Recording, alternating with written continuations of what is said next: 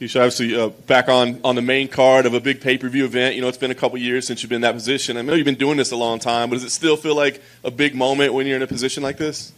Yeah, it's probably the biggest fight to date for me in a while. Excited. I really want that top 5 spot, and I'm going to get it this weekend. You had some setbacks along the way, right? But, now on this impressive streak and looking as good as ever, is there one thing that you can tie it to? Is it a series of things? What's been the key to this successful run that you're on? Honestly, self-confidence. I got with a great sports psychologist, and he's been helping me. So shout out to you, Frazier. Really, the belief in myself and my ability. Is that kind of an underappreciated aspect of the game? I feel like a lot of times people get into that later in their career and they realize, dang, I wish I would have been doing this all along.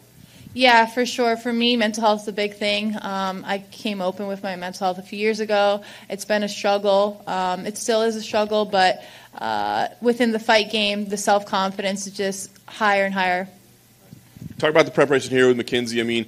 Obviously we know what she's great at, right? So, is the preparation like, hey, let's just stay away from her grappling completely, or is it more like, well, let's do as much jiu-jitsu as we can because we've got to be ready in case it goes to that place?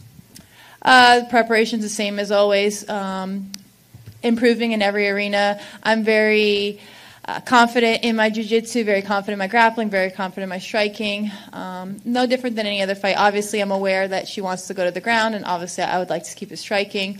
But there's a lot of things she has to get through to get me on the ground. Do you watch a lot of tape? And I just wonder if you've been surprised, like in watching her fights, like how willing it seems people are to grapple with her sometimes when it just seems like kind of a mistake. I don't know if they're necessarily willing. I just think they don't do the right things to stay away from it at times. She's not the best wrestler. Her wrestling is okay. But yeah, I think my game plan and just my style in general is a bad matchup for her. Win here, as you said, top 5. Are you letting yourself think, I would think like the next fight could be maybe a number 1 contender fight, depending on how things shake out. We know that there's a couple title fights maybe lined up, but, are you letting yourself think that far, that maybe the next fight could be a number 1 contender fight? For sure. A win over Mackenzie, I think definitely the next fight would be a number 1 contender spot.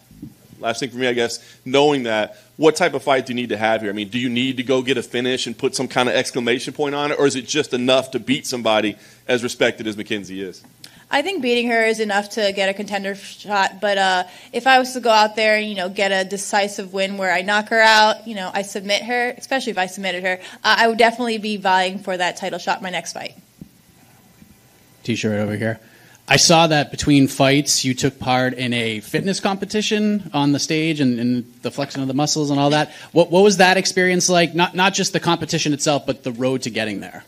Yeah, the NPC show I did last November was exciting. It was funner than I thought it would be. The dieting was way different than what I have to do for fighting. I normally just come to fight week at my weight and then make weight.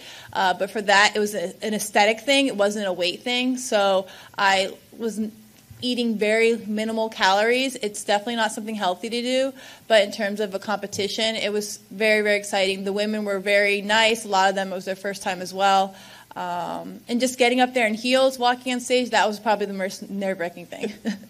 You talked about mental health and how seeing a sports psychologist has helped you with your confidence. What did that experience, did that help you in terms of your confidence and also checking off an item off the bucket list as well? Definitely taking off an item off the bucket list. Would I do it again during my career? No. It made my body weight fluctuate in a way that it had never done before, so I didn't like that part. And in terms of helping me in my fight career, no. It was just something fun to do, get myself out there. And I've always been told my entire life that I should try to do one of these competitions. And then last thing for me, you've been a fighter that has dealt with the proverbial roller coaster the sports has to offer, the highs, the lows. What has been the biggest learning lesson that you've experienced through all of this? The downs, the ups, all the different highs and lows physically and mentally the sport can bring you. What's been the biggest learning lesson along the way? The biggest learning lesson on the way is just to enjoy the journey. Sometimes I sit back and I'm like, I didn't enjoy it enough.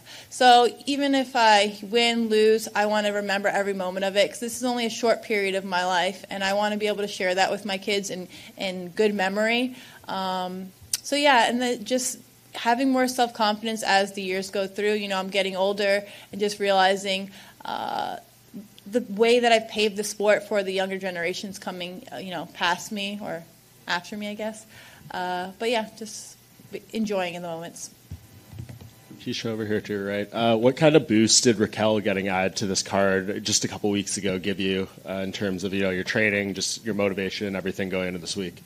That I really definitely now want to win and need to win. It was nice fighting the last time we fought during COVID together. We both had really great wins, so I plan on doing that this weekend again.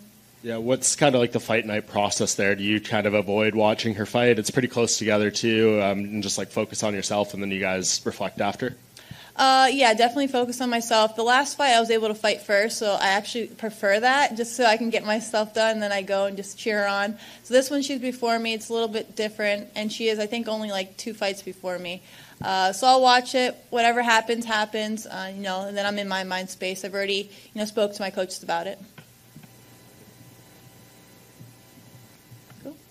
What do you do during fight week when you get here? Is it's a cram-packed schedule? Do you get a chance to go out and sightsee, visit the towns that you're fighting in, take in the area? What's a typical fight week look like to you?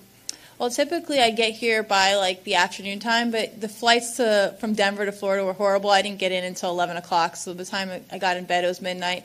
But if there's a mall, I like to go shopping. I don't do really much sightseeing, unfortunately. And this week I do have a lot of media, so I don't know if I'm going to get to the mall. But I do plan on hitting the hot tub, in about an hour, so that'll be fun. Have you spent time in Florida before? Oh, yeah. I grew up in South Florida. I grew up in Broward County. Right.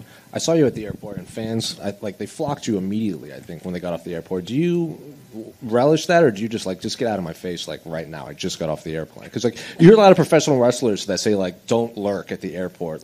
Do you appreciate the fans waiting at the airport? I most definitely appreciate the fans waiting at the airport. It was nice to see, and it's just, humbling.